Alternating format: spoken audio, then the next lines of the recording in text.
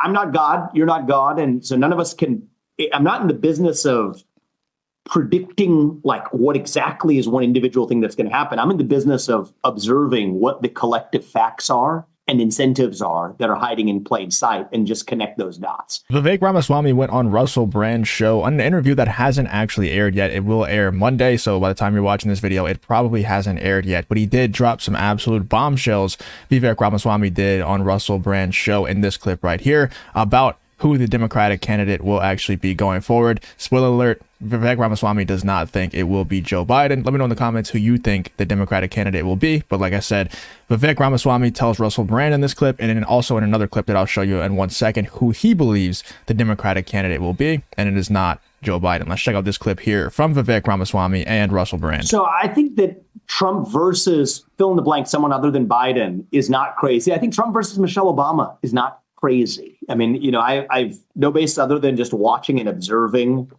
what I see publicly transpiring. I think the system has decided they will stop at nothing to keep Donald Trump from returning to office. And I think they tried to use Nikki Haley as their first stooge to do that within the Republican Party.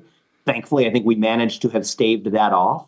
I think they will then turn to the Democratic Party as a vehicle to do it, they've turned to the legal system, the extrajudicial system to do it.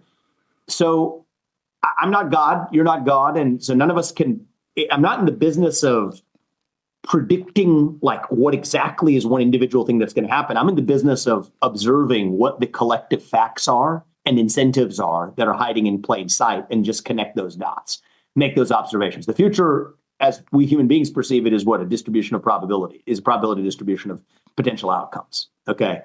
But what we can do better, and this isn't conspiracy theorizing. Conspiracy theorizing is assuming a bunch of people get together in some smoke-filled room and are plotting out how to take over the universe. I don't think that's how it works exactly. I think the way it works is you have collective incentives that are hiding in plain sight, an amalgam of those incentives. They're often difficult to see, but you have to connect those dots, and that makes the future possibilities that much more clear. And so I think that's what led me to my view about what they were trying to do with Nikki Haley, name that problem, and then it becomes harder for them to act on those incentives. I think the same thing goes for, okay, if it's not that, then they're going to turn to the next thing and use the Democratic Party as a vehicle to do it. And if they can't successfully do that, I think they will then turn to the next thing. So I think that's what this year holds in store. And our best way to prevent that from playing out is to name the problem. Stay free.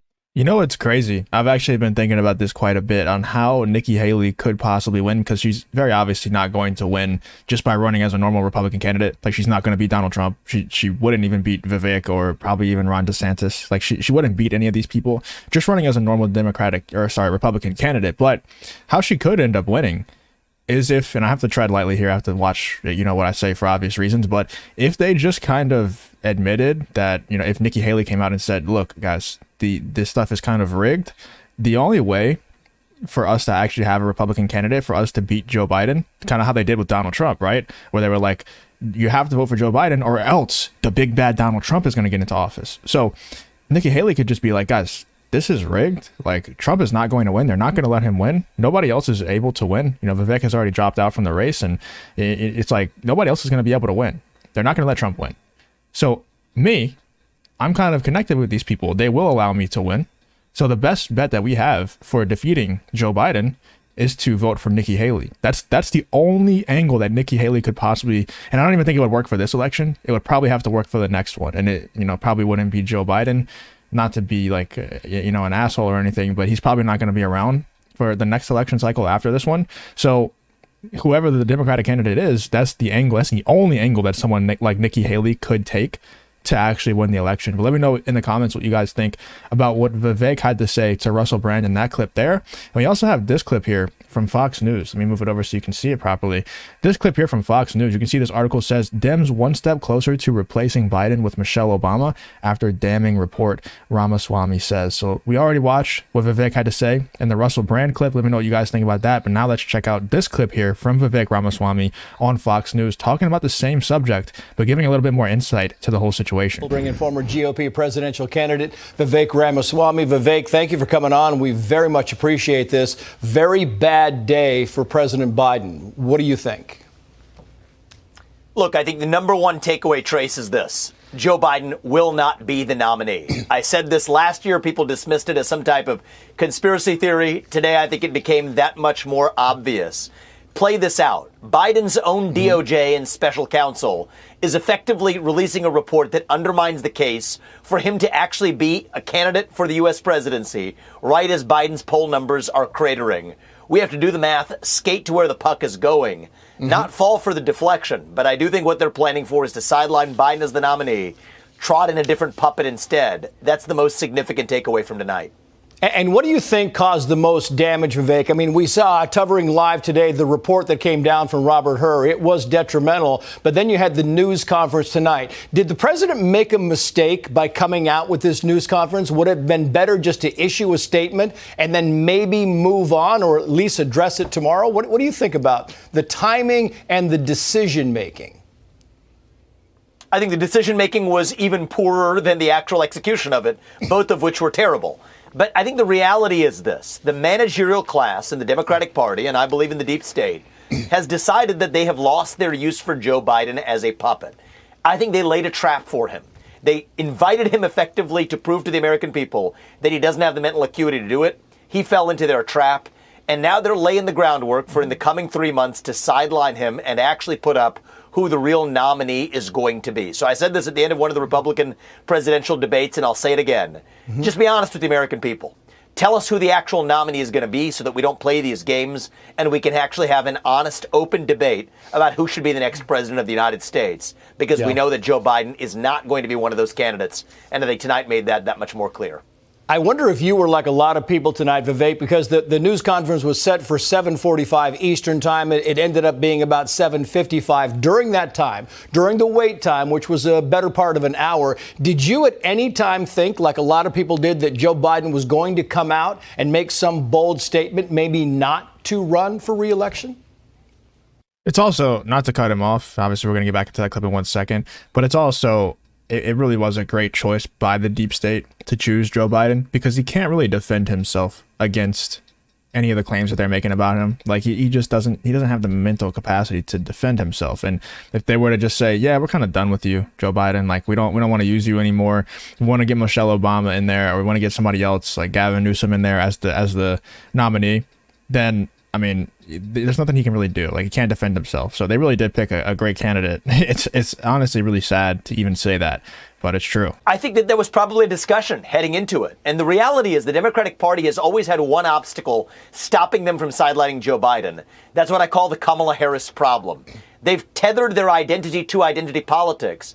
Yet if they don't make her the nominee, it makes them very difficult to sideline Biden, which is what leads me to, I think, the likely conclusion that it is going to be someone like Michelle Obama who they do put up. So I think there are serious discussions likely underway. Pretty soon those are going to spill over into the public sphere.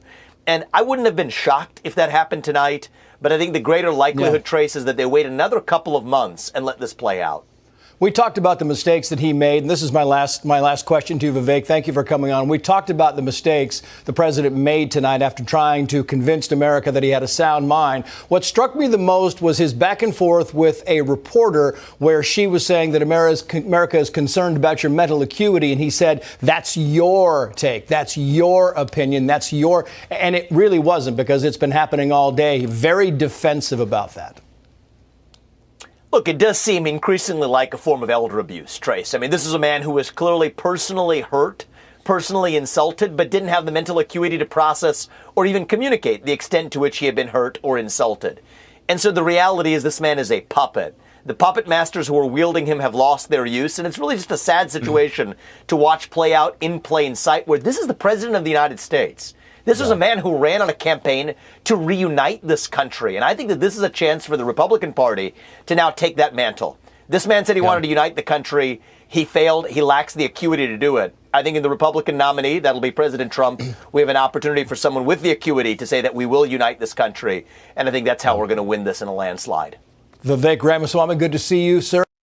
What do you guys think? Let me know what you think. Do you agree with Vivek Ramaswamy that Joe Biden is not going to be the Democratic candidate? And if you do agree with him, who do you think it's going to be? Do you also think it's going to be Michelle Obama? I think that would be, like Vivek said, he put it very well. That would solve their Kamala Harris problem. Because they have tethered their identity to identity politics so closely.